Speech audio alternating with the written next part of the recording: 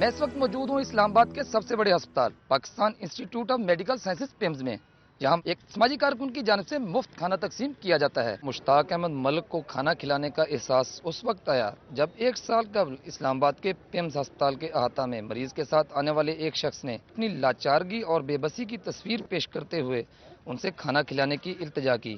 1 مئی 2008 کو پیمز ہسپتال کے لان میں ایک محدود پیمانے پر کھانا کھلانے کے سلسلے کا آغاز کیا گیا۔ ابتدا میں یہاں صرف چند لوگوں کے لیے کھانے کا بندوبست ہوتا تھا، لیکن وقت گزرنے کے ساتھ ساتھ اب یہ سلسلہ ایک مستقل دسترخوان کی شکل اختیار کر چکا ہے۔ یہاں روزانہ 500 کے قریب لوگوں کو کھانا تقسیم کیا جا رہا ہے۔ بعد نماز مغرب لگائے جانے والے دسترخوان میں خواتین اور مردوں کی کثیر تعداد جمع ہونا شروع ہو جاتی ہے۔ کھانے سے قبل اجتماعی دعا کروائی جاتی ہے اور خواتین کے لیے علیحدہ دسترخوان لگایا جاتا ہے۔ دسترخوان پر لوگوں کی روز بروز بڑھتی ہوئی تعداد کے پیش نظر اب اس کار خیر کو جاری رکھنا حاجی مشتاق کے لیے مشکل ہوتا جا رہا ہے، اور اس سلسلے کو جاری رکھنے کے لیے صاحب حیثیت اور مخیر حضرات کے تعاون کی ضرورت ہے۔ کیمرامین محمد جاوید کے ساتھ صغیر احمد، دنیا نیوز، اسلام آباد۔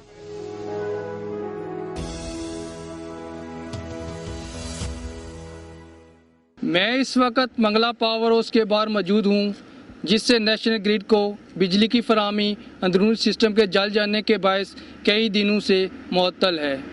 پاور ہاؤس کے حکام کا کہنا ہے کہ 120 اور 132 kV کی کیبلز کو آگ لگنے کے باعث اندرونی ترسیلی نظام میں خرابی پیدا ہوئی، جس کے باعث نہ صرف ملک میں بجلی کا شارٹ فال میں 1000 میگا واٹ کا اضافہ ہو گیا، بلکہ حکومت کو روزانہ 1 ارب روپے کا نقصان ہو رہا ہے۔ 1962 میں اس پاور ہاؤس کی تعمیر کے وقت استعمال کی جانے والی کیبلز جرمنی سے منگوائی گئی تھی، جو اس وقت پوری دنیا میں کہیں دستیاب نہیں۔ ان کیبلز کو 30 سال کے بعد تبدیل کیا جانا تھا، مگر ایسا نہیں کیا گیا، جس کا نتیجہ پاور ہاؤس کی خرابی کی شکل میں سامنے آ گیا۔ پاور ہاؤس کے ذرائع کا کہنا ہے کہ کیبلز میں لگی آگ سے بڑا سانحہ رہنما ہو سکتا تھا، لیکن ڈیوٹی پر موجود انجینئرز نے جان کی بازی لگا کر آگ پر قابو پایا۔ اگرچہ واپٹا کے انجینئرز بجلی کی بحالی میں مصروف عمل ہیں، لیکن ان عوامل کی تحقیقات ہونی چاہیے جن کی وجہ سے پاور ہاؤس کے اندرونی ترسیلی نظام میں خرابی ہوئی۔ مستقبل میں اس طرح کے واقعات کی روک تھام کے لیے متبادل نظام تشکیل دیا جانا ضروری ہے تاکہ بجلی کی پیداوار متاثر نہ ہونے پائے۔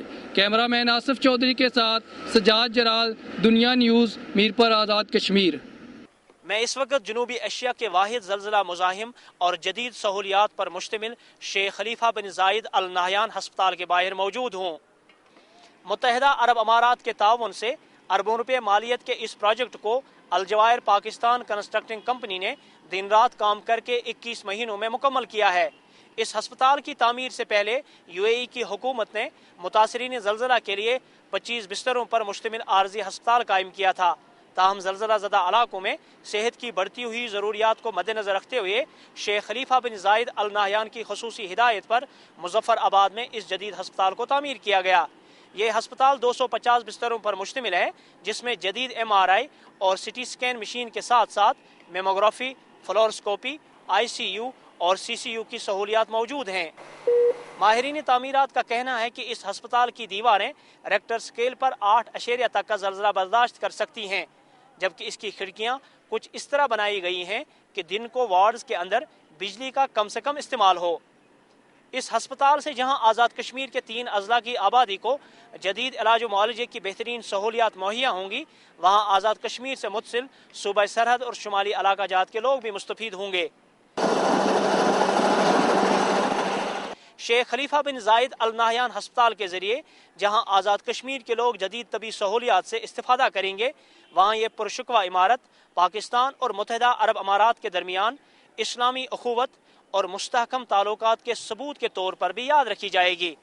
کیمرامین خواجہ ریاض کے ساتھ محمد اسلم میر، دنیا نیوز، مظفر آباد۔ میں اس وقت نیلگوں پانی پر مشتمل دریائے نیلم اور مقبوضہ کشمیر کے اہم شہروں سے گزر کر آنے والے دریائے جہلم کے سنگم پر موجود ہوں۔ یہ دونوں دریا ان دنوں شاہراہ نیلم و جہلم کی توسیع کے دوران پھینکی جانے والی مٹی کے باعث نہ صرف اپنا حسن کھو رہے ہیں، بلکہ ان دریاؤں میں موجود آبی حیات کو بھی شدید خطرات کا سامنا ہے۔ محکمہ ماحولیات کے حکام کا کہنا ہے کہ انہوں نے ان سڑکوں کی کشادگی میں مصروف ٹھیکیداروں کو پابند کیا ہے کہ وہ مٹی کو دریاؤں میں پھینکنے سے گریز کریں، اور یہ کہ ملبہ پھینکنے کے لیے مختلف مقامات کی نشاندہی کی گئی ہے۔ शाहराह नीलम पर देवलियां बावली और जबार के मकामात पर डोजर के जरिए मट्टी दरियाओं की नज़र करने की शिकायत आम हैं, जबकि इस अमल की निगरानी के लिए कोई सरकारी एहलकार भी मौजूद नहीं। एक तरफ दरियाए झेलम पर बनने वाले मंगला डैम की अपरेजिंग का सिलसिला जारी है, जबकि दूसरी तरफ मंगला डैम में मट्टी जमा होने की वजह से इसकी निचली सतह बुलंद होने का खतरा है। मुल्क की तरक्की में ज़राए मवासलात की अहमियत मुसल्मा है, लेकिन पानी के बगैर ज़िंदगी का तस्वर मुमकिन नहीं। ज़रूरत इस बात की है कि शाहराहों की तामीर के दौरान इन दरियाओं की आलूदगी को महफूज बनाने के लिए इक़दाम किए जाएँ। कैमरामैन नवीद अवान के साथ ख्वाजा रईसुद्दीन, दुनिया न्यूज़, मुजफ्फराबाद।